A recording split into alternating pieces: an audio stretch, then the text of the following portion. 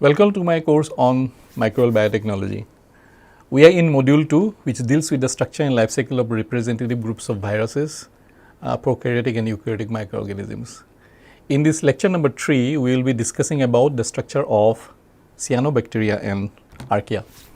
So, this is broadly divided into two sections, one dealing with cyanobacteria and the other dealing with archaea.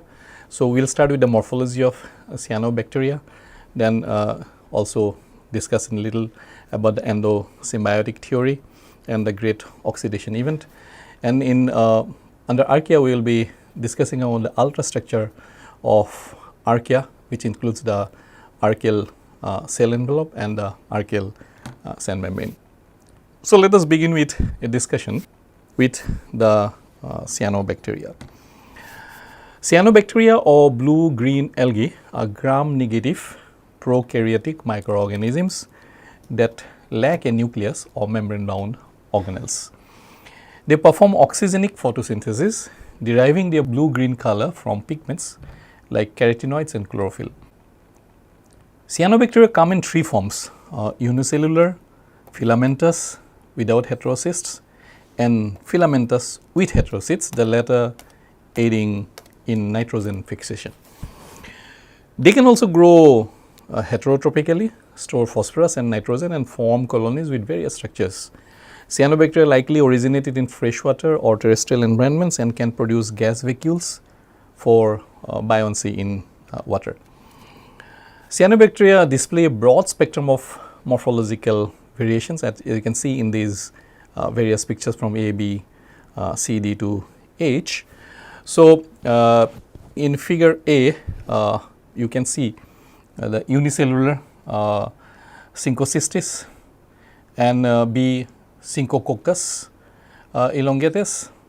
In the non-heterocytous, you can see figure number C, which is Arthospira maxima, and number D Trichodesmium, and number E Formidium. And then you have the false or non-branching heterocytous. For example, in F you have nostoc, and in G you have Bracillonema octogenerum. And then you have two branching heterocytous, which are number H Stigmonema. Let us look into the morphology of cyanobacteria. Cyanobacteria cells vary in size from under 1 micrometer in case of Picocyanobacteria to up to 100 micrometer in tropical Oscillatoria species. Filamentous form shows cell differentiation with heterocysts for nitrogen fixation, echinates as dormant cells, and hormogonia as reproductive mobile filaments. These specialized cells and their connections mark the early signs of multicellularity in cyanobacteria. In this figure, you can see the formation of heterocysts, cysts, and the hormogonia and echinates in Anabena.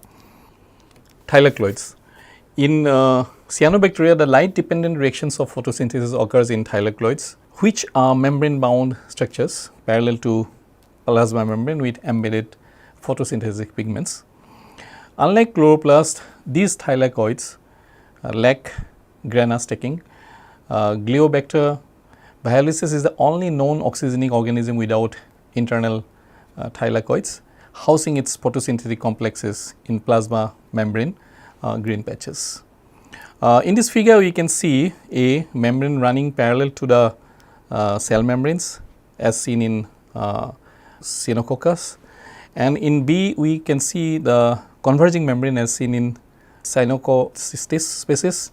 So, these are two different variations of the thylakoid structure in a cyanobacteria. Next comes the phycobilisome. Phycobilisomes are protein complexes attached to thylakoid membranes in cyanobacteria, composed of an allophycocyanin core surrounded by phycocyanin rods, sometimes including phycoerythrins or phycoerythrocyanin. They act as light harvesting antennae for photosystem 2, absorbing light around 500 to 650 nanometer and transferring it to chlorophyll A. This allows cyanobacteria to utilize wavelengths that chlorophyll alone cannot, especially do in deeper water.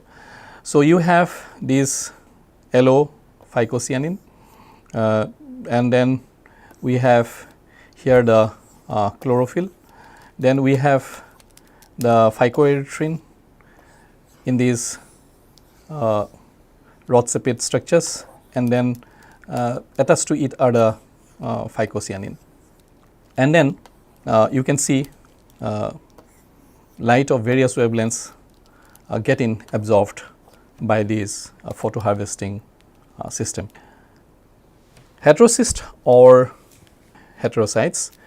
Heterocysts are specialized nitrogen fixing cells in filamentous cyanobacteria like Nostoc punctiforme, and then Cylindospermum stagnelli and Anabena sperica. These heterocysts form at regular intervals, typically one every 9 to 15 cells. So, you can see here the heterocysts getting formed. Once differentiated, heterocyst cannot revert to vegetative cells. So, this differentiation is unidirectional. These cells convert atmospheric nitrogen into usable forms for other filament cells via the enzyme nitrogenase.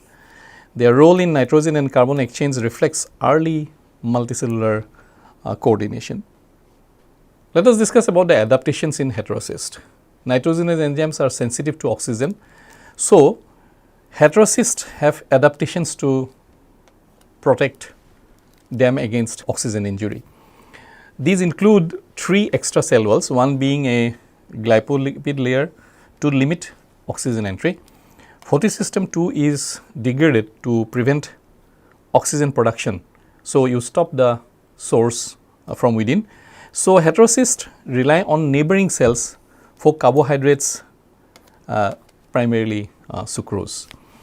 Heterocysts retain photosystem 1 for ATP production via cyclic photophosphorylation and use intracellular channels to retrieve sucrose.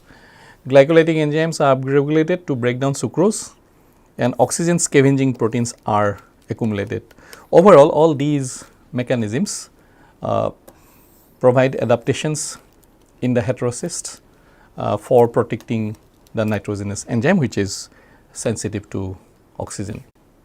So, here you can see the nitrogenase enzyme, and you can see here the transportation of sugar from neighboring cells.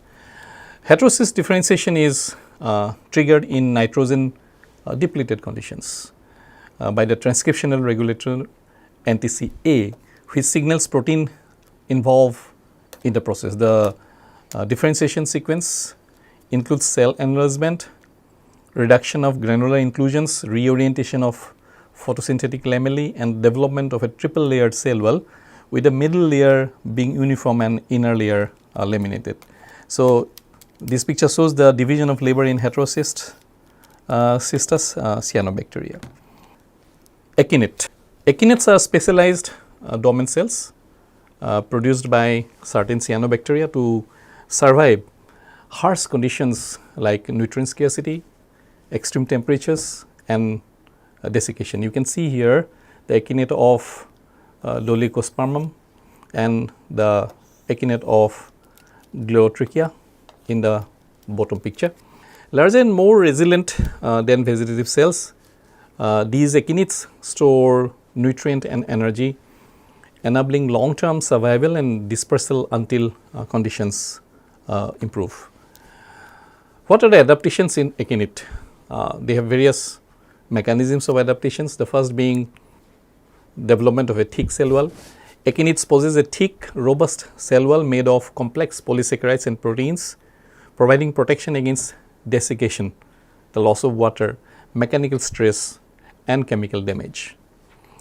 Another mechanism is that of dormancy. The echinates will enter a dormant state with reduced metabolic activity. and they have nutrient reserves. They store nutrients like glycogen and lipids, serving as sustenance during the dormancy, and they have pigmentation, contain carotenoids that protect against harmful UV radiation and oxidative stress from high light intensity. And they have germination control. Actinids can regulate their germination based on environmental cues such as nutrient availability, temperature and light, triggering the transition to a new vegetative cell. Let us now discuss about the hormogonium.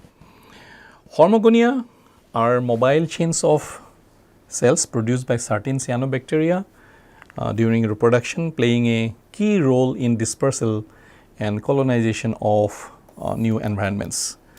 Here we can see nostoc growing on Z8 agar medium exhibiting vegetative filaments and hormogonia under 40x magnification. These chains can glide across surfaces reaching lengths of several hundred micrometers and traveling at speed of up to 11 micrometer per second. By facilitating dispersal, hormogonia help cyanobacteria colonize new habitats and expand their populations. How hormogonia is formed? So, here is a schematic representation of hormogonia induction and repression in cyanobacterial symbiosis. So, here you can see the filament with a heterocyst. Then due to hormogonia inducing factors, there will be the formation of motile hormogonia, and then we have symbiosis reconstitution, which will give rise to new filaments. The cyanobacteria differentiate into hormogonia in response to environmental stress or when introduced to new growth media. This formation is essential for establishing nitrogen fixing symbiotic association with plants. When exposed to a hormogonium inducing factor released by a plant host, cyanobacterial symbionts differentiate into hormogonia. After approximately 96 hours, they revert to their vegetative state, ideally having reached the plant host to complete the symbiotic relationship. The endosymbiotic theory or symbiogenesis. Endosymbiotic theory proposes that eukaryotic cells originated from prokaryotic organisms. It suggests that mitochondria, plastid and other organelles evolved from once independent prokaryotes engulfed by host cells through endosymbiosis. Plastids likely arose when a free-living cyanobacterium was engulfed with the host, providing protection and nutrients, while the prokaryote contributed photosynthetic capability, so which was a win-win situation for both the systems. This relationship eventually led to the formation of chloroplast and the emergence of modern eukaryotic plant cells. So, here in this figure you can see endosymbiosis with two mergers creating eukaryotes and then plants. So, here the prokaryotes having archaea and then bacteria, the first being anaerobic and the second being aerobic. The first merger you can see of the anaerobic protists. So, here the mitochondria is being mobilized into the eukaryotic system, and this mitochondria is part of the animals and also as well as the fungi. Then this comes from the proteobacteria, as you can see over here. Then you have the cyanobacteria, which was photosynthetic, which got merged into the plant cells, and the plant cells also has the mitochondria. So, this is in brief the endosymbiotic theory or symbiogenesis, and this is how the eukaryotes probably acquired these independently existing microbes, and during evolution this becomes organelles inside them. Now, what are the proof of these kind of theories or endosymbiosis? Mitochondria and plastids can only replicate through binary fission. If a cell loses its mitochondria or chloroplast, it cannot regenerate them. So, these are two independent systems within the cell or eukaryotic cells, but the cells cannot produce them as such. Transport proteins called porins are present in the outer membrane of mitochondria and plastids, similar to those in bacterial membranes. So, which gives some indication that they were derived from these prokaryotic organisms. They are basically the prokaryotic organisms which have developed a symbiotic relationship with these eukaryotic cells. Some mitochondrial plastids contain single circular DNA molecules that resemble bacterial DNA in size and structure. Genome comparisons show a close relationship between plastids and cyanobacteria. Additionally, mitochondria and plastids have ribosomes that are more similar to bacterial ribosomes than to those of eukaryotes. Proteins synthesized by these organelles use N-formyl methionine as the initiating amino acid, similar to bacterial proteins, but different from those produced by eukaryotic nuclear genes or archaea. The great oxidation event. The great oxidation event marks a significant period in Earth's history, about 2.4 billion years ago, characterized by a substantial increase in atmospheric oxygen. Early photosynthetic organisms like cyanobacteria developed the ability to perform oxygenic photosynthesis, producing molecular oxygen as a byproduct. As these organisms proliferated, oxygen accumulated in the atmosphere, saturating oceans and lands, and triggering extensive chemical reactions and environmental changes. This rise in oxygen altered the atmosphere's composition, leading to the formation of an ozone layer that protected the plant's surface from harmful ultraviolet radiation. Additionally, oxygen facilitated the evolution of aerobic organisms, enabling more efficient energy metabolism through cellular respiration. Let us now discuss about the archaea. Archaea initially was mistaken for bacteria due to their similar size and shape, and were recognized as a separate domain in WHO's 3-domain classification alongside bacteria and eukarya. They have genes and metabolic pathways which are more closely related to eukaryotes. Unique biochemistry of archaea includes either ether lipids in their cell membranes and diverse energy sources such as organic compounds, ammonia, metal ions, and hydrogen gas. As unicellular prokaryotes with circular genomes lacking spliceosomal introns, archaea exhibit co-located genes. Their DNA replication, transcription, and translation mechanisms are more similar to those of eukaryotes than bacteria. Distinct features include membranes made of isoprenoid chains, a motility structure called the archaeolum, and specialized metabolism like methanogenesis.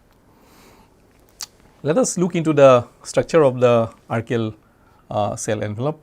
So, unlike bacteria, archaea do not have a uniformly distributed cell wall. However, different groups of archaea share various cell wall components that are structurally similar to those found in bacteria. The physical properties of these components enable many archaeal species to thrive in extreme environment. In this figure, we can see different types of archaeal cell envelope structures from A to F. So, in some places we can see in A, for example, we have the S layer which is also present in B, C, D, and then we have in certain cases, for example, a protein sheet in B. Then we have this plasma membrane present all throughout. Then in C we have this methanochondroitin, and in F we have the polysaccharides. And in certain cases, is in the case of E, we can see outer membranes. So, this shows that the cell envelope structures of archaea are very, very diverse. Now, let us try to discuss some of these in little bit more detail. The archaeal S layer. Almost all archaea have an S layer, a protein based structure that serves as the primary component of their cell wall. This S layer consists of a single protein species known as S layer glycoprotein, typically ranging from 40 to 200 kilodalton and composed of multiple domains. In some archaeal species, the S layer is reinforced by polysaccharide layers, additional S layers or other surface glycoproteins. Depending on the species, S layers vary in thickness from 5 to 25 nanometers and contain uniform pores measuring 2 to 8 nanometer in diameter. In this figure, we can see the schematic illustration of the supramolecular architecture of the major classes of prokaryotic cell envelopes containing the surface S layers. Pseudomurine.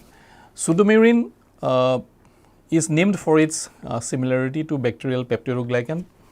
It consists of linear chains of alternating amino sugars and acetyl glucosamine and NAT.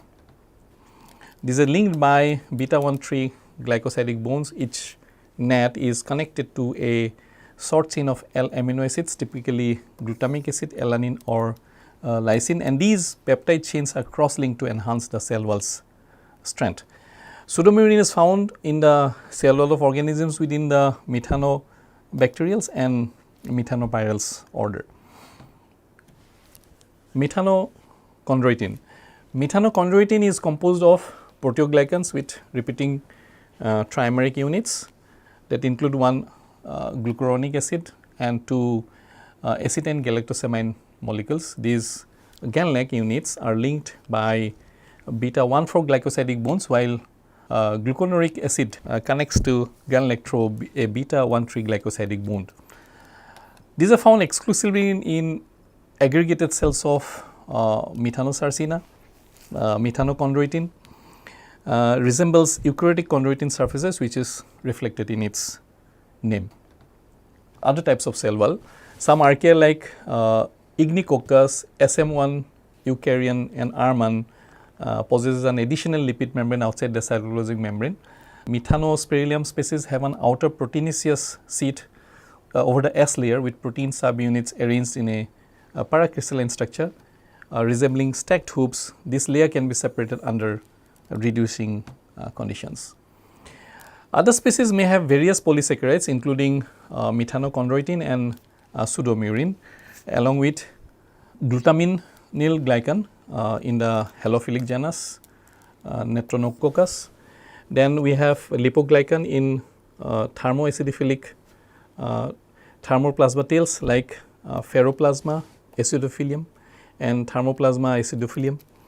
Then we have heteropolysaccharides in Halococcus morhudae composed of sulfated units of various sugars including glucosamine, galactosamine, glucosaminuronic acid, glucose, galactose and mannose. The archaeal cell membrane.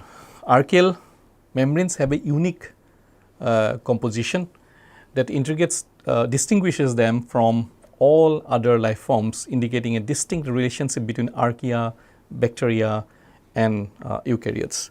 So, here we can see a glycoprotein and some carbohydrate chains over here.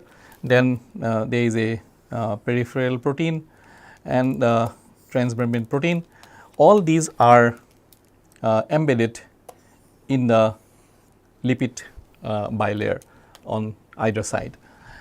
Like all organisms, the primary structural element in archaeal cell membranes is a lipid bilayer, as I have already told right now, which is made of phospholipids. These phospholipids consist of a polar phosphate head and a non-polar greasy lipid tail. Archaeal membranes are made of glycerol ether lipids, while bacteria and eukaryotes primarily use glycerol ester lipids.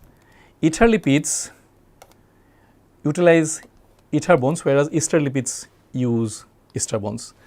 The stereochemistry of the archaeal glycerol moiety is the mirror image of death in other organisms.